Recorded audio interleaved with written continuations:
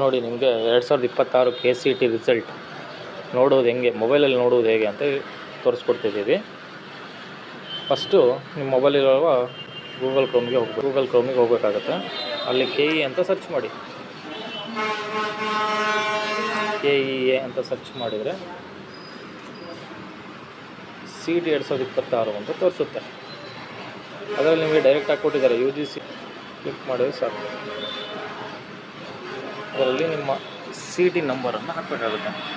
CET ನಂಬರನ್ನ ಹಾಕಬೇಕಾಗತ್ತೆ. ಆಮೇಲೆ ನಿಮ್ಮ ಹುಟ್ಟಿದ ದಿನಾಂಕವನ್ನು ಹಾಕಬೇಕಾಗತ್ತೆ. ನಿಮ್ಮ ಹುಟ್ಟಿದ ದಿನಾಂಕ ಯಾವುದಾಗಿರುತ್ತೋ ಅದನ್ನು ನಾವು ಕ್ಲಿಕ್ ಮಾಡಿ